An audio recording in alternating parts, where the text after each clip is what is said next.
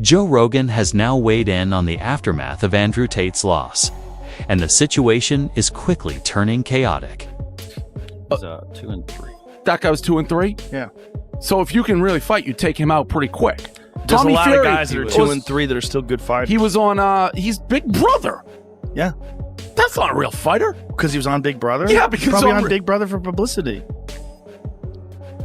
Yeah, he was definitely on for publicity. Wasn't Andrew Tate on one of those fucking stupid reality shows too? Andrew Tate was a world-class kickboxer, a world champion kickboxer. Like, it doesn't mean that someone sucks just because they're on some stupid reality show. You're welcome. Just give me your thoughts, man, of the fight itself between your brother and Chase. Andrew's not the same man he was 10 years ago. He's a lot older than he was. I think it showed in the ring. You know, I respect him a lot for getting in there and trying, and I love him, and I support anything he wants to do in the future. Is it fair to say that the greatest fraud check of all time happened on Saturday when Andrew Tate lost to Chase Damore? If you wrap in the persona part of Yes. it, then yes, like that's pretty This damning. might be the quintessential fraud check. If there was any sort of doubt about him winning, he should have never taken this fight. And now he's going online and he's doing the babyface thing of like, you have to live and I'd rather try and fail. No, that's not who you are. Your persona has nothing to do with failure. Your persona is about winning. Your persona is about achieving wealth and success. Your persona is not about trying and hey, if you don't succeed, you gave it the old college try. That is the antithesis of everything that you have spewed over the past 5 or so years. Miss me with the like, I'm proud of myself for trying. And I went in there against the champion who's really good. No, you didn't. You went in there and you looked awful and you failed. And so just be honest about that, because you have spewed all kinds of venom over the past 5 years about how you are the best and how you are the alpha male and how everyone else is a step below and all this other nonsense. And then you go out and fight. Like, unless he really needs the money, I am shocked that he did that. If we ever had a fraud check, that was the one. What was meant to be a routine boxing appearance quickly turned into one of the most controversial moments of Andrew Tate's public career. Tate entered the ring against Chase Damore, confident and outspoken as usual, but left with the first professional loss of his boxing record, followed by a frightening injury that ignited widespread debate across the combat sports world. The fight itself was chaotic. It was slower than expected and noticeably sloppier than what fans associate with someone who constantly emphasizes discipline, conditioning, and mental toughness. Tate started strong, but by the second round, his stamina clearly faded. His movement slowed, his output dropped, and Chase Damore began to take over the fight. By the final moments, Tate had no real response, and the judge's decision matched what everyone watching had already seen. However, the loss wasn't what caused the uproar. It was everything that followed. Andrew Tate stated that he became tired in the second round, only to then insist that he doesn't make excuses. It's time to break down the great cope session of Andrew Tate. I've been making these videos for many years, breaking down the excuses that UFC fighters make after a loss for the world championship. And I never thought I'd be making one about Andrew Tate, but here we are, and it might just be the worst, most embarrassing thing I've ever had to break down. This is insane to me. He blamed God at one point in this. I know some religious people like to put their win or loss in the hands of God, but he sounded an awful lot like he was just blaming God for his loss at one point during this video, and there's so much more to it. My main takeaway is this. He's talking about this like he stepped up on 2 days' notice to fight prime John Jones in the UFC and came up short. If Volkanovski was saying some of the things that Tate says in this video after he took the Makhachev rematch on short notice across the world up a weight class when he knows he shouldn't have, I'd understand those takes, some of them. But Tate is talking about this little gimmicky layup Chase Damore fight like it's some kind of world championship defeat. Very, very embarrassing. And you can tell by the end of this, he's truly broken by this reality, even though he puts up a good front at the start. So we're going to go through the opening moment here. You know, I've seen Andrew fight 86 times. I've been in his corner every time. I'm proud of him for taking on this challenge. As Andrew said, time is the fire in which you will burn. He's not the same Andrew Tate I remember from 10 years ago. Maybe there'll be some more fights from him in the future, maybe not. Fights for you? That's all. We'll see. Luke, what do you think? I'm gonna enjoy Christmas. And 10 years out, 40 years old. Gave it my all, but he's tough. I don't know what to say. He's really tough. Congratulations to him. Do you think we'll be able to see you in here again? Yeah, I'm going to have to go back, watch the fight, make a decision, but Chase deserves this win. I'm really happy for him, genuinely. Do you have a message to all the fans back home that are watching you? It's better to try and lose than not try at all. Thank you very much. He then contradicted himself again by explaining why the fight didn't reflect his true ability. That's when the internet immediately turned on him. This was the same Andrew Tate who once tweeted, "What do you call someone who loses? A loser." The same Andrew Tate who built his entire image around dominance, winning, and absolute certainty. So when he lost, people didn't just react, they went on the attack. Joe Rogan addressed this exact contradiction, explaining that the real story isn't the loss itself, but how Tate is handling it in real time. Rogan pointed out something many people are overlooking. Coping doesn't always look neat or logical. Some people spiral, some deflect, and some start talking before they've fully processed what just happened. Where he starts talking about things, and then we're going to get to some of the crazier bits, because it's going to build. His demise, his facade of being okay with this loss will shatter at some point along this video. So I want you guys to be along with the journey, okay? I want you guys to be along with me for the journey of Andrew Tate's mask breaking as we go through this. I didn't have a Christmas or a New Year planned. I didn't have anything in my head after this fight. My life ended on December 20th.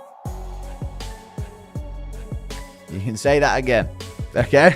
Listen, I'm just going to let him speak. You can say that I think he might be done after this, but it's okay. And now my life has begun again. It's a unique position to be in. People are saying, oh, what about Christmas? I'm like, oh yeah, Christmas. I forgot about Christmas. And I forgot about New Year. I forgot about everything. I only had one singular focus. I was just worried about this fight. Chase Demore in a Misfits boxing match. You're going to get what I'm saying here about, buddy, you ain't fighting John Jones in his prime for the world championship, okay? You're going to understand where I'm coming from the more he delves into his psyche about this loss. And I actually wish, for his sake, he would have said, I should have taken it more serious. Because if he was taking it so serious as to there being nothing after this date for him in his life whatsoever, and that's what he came up with, it was an embarrassing performance. It wasn't just about him gassing out. It was about him looking absolutely abysmal at striking. He looked like an influencer who picked up combat sports for a 6-week training camp and went out there and had a go at it. And he's been living this life of like, I'm a world champion at this and that. I don't think that's the case. You know what I mean? We go to 013-51 of his little fucking Rumble show here. The best thing about this fight was that I got to spend the last 4 months with only one thing to think about. I got to be with Amir, my coach, every single day. 4 months with his coach every single day, 2 rounds of cardio. It's tough. That's 6 minutes. Fair play to Chase Demore, because I think people, I said to a few people that I thought Chase Demore could beat Tate, Andrew Tate, and they'd be like, no, Andrew Tate will win. Andrew Tate will be easy. And I was like, trust me, Chase could do it. Chase could do it, man. Because Chase is awkward. That's what people don't understand. When you got, I don't know how tall he is, 6'5", 6'4". You've got someone like that in front of you, and they're awkward with it. They're very difficult to fight, and that's why Andrew Tate couldn't do anything. You know, I mean, I don't think Andrew Tate looked great anyway, but when you add that to how awkward Chase is, then it's going to be a hard night's work. And people don't remember, people are only remember what I mean. It was a big meme, but people only remember Chase from when he was missing those shots and when against Josh Bruckner, 2022 November on the Mrs. Austin card, like fighting his dreams. Exactly, like he was fighting an invisible fighter, and that became a meme. If you look from where he's come from that moment to now, it's a big transformation. So I think people, because of that meme, people hold on to that rather than see his improvements. You know, I'm not saying he's the finished arc or anything like that, because he's still new to boxing. He still needs to learn great fundamentals and keep improving every time. But it's been a good journey. And that's exactly what this feels like. But this is where the narrative splits.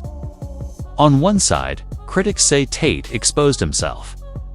They argue the cardio excuse proves he wasn't prepared, that he talked himself into a corner and couldn't back it up, and that this loss shattered the invincible image he sold for years. On the other side, something unexpected happened.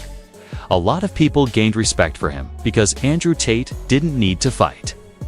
He didn't need the money, the exposure, or to risk his image by stepping into a real combat sport. If you sit and say, I'm going to try this thing, and I know I'll succeed, and everybody is going to say good things about me. So to make sure that happens, I'm going to cheat, or I'm going to be underhanded. I'm going to do some sneaky shit, because I need these people to say good things about me. They already fucking own you. This isn't a lesson to be learned. You didn't need to cheat by hopping on roids or something to beat.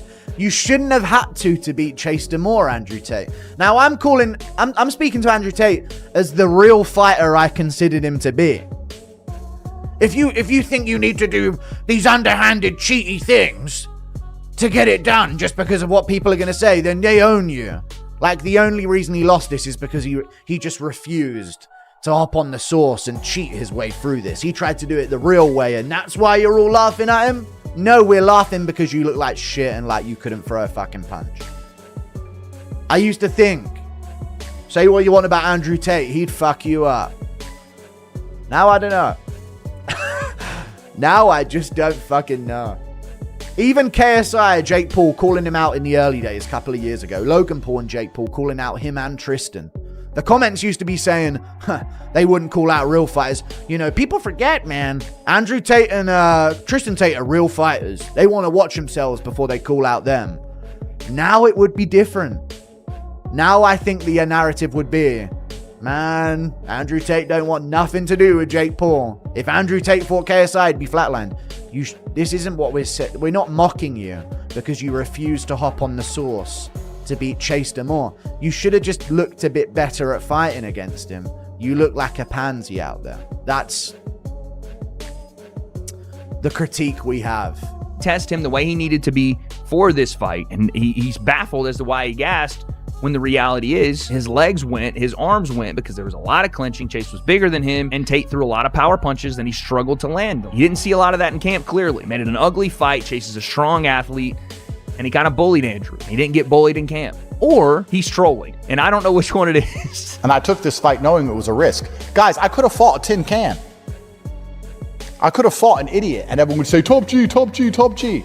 I could have fought some nobody and beat up some nobody. But what's the point in that? He called Chase a nobody and an idiot before they fought. I mean, again, it just writes themselves. What's the lesson in that for me? Where's the lesson in that for you? I put it on the line. I get in the arena. Everyone with an opinion is on the sidelines. Imagine living a life where you're so afraid of loss that you never get to win. You sit in the corner as a coward, writing Twitter comments at people who take risks you will not take. But he don't care about it, y'all. He don't care. If he would have come on here and been like, you know what, I'm fucking pissed off at people talking shit, then I would respect this a lot more. But you can't come on here and talk about, oh, I don't care about what people got to say, and then go on a diatribe about what people got to say, dude. You can't. Napoleon is in the history books. He lost battles. He lost to Chase Demore. I'm playing. And you have to know that, and you accept that when you agree to take the risk in the first place. Facts. I agree. And that is the barrier that prevents most people from getting anywhere. The what if I lose? I just lost. in front of the world. Got paid 20 fucking million fucking dollars. I'm fine. And immediately, dude, I lost in front of the world. And instead of being like, boom, end the video, I'll move on, I'll get better, I'll come back stronger, he's like, by the way, though, got paid more than you ever will. I don't care about what you think, though. Oh my God. I don't know why I found that so. $20 million. That's a lot, dude. That is crazy money. Shout out to him, dude. Life changing for most of us, probably not for Andrew Tate. I'm still waiting on what would have happened should he have won to change his life, because that's what he said. Yet, he did it anyway. And losing might paradoxically make him more relatable than ever. For years, Tate's message has been about rising from weakness, using pain as fuel, and rebuilding yourself after setbacks. Now, for the first time, he's living that message publicly, not from a position of dominance, but from loss that resonates with people. Joe Rogan highlighted that this could actually be the beginning of a more dangerous version of Tate, not physically, but mentally.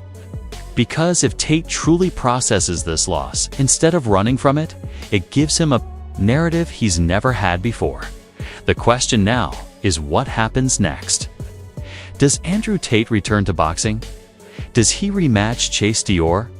Does he tighten his conditioning, fix the holes, and come back sharper? Or does he chase a bigger name KSI, Logan Paul, even Jake Paul using this loss as the setup for a redemption arc? Because combat sports love one thing more than dominance, a comeback. Andrew Tate lost. But the story is far from over. And whether this moment breaks him or rebuilds him may define the next chapter of his entire legacy.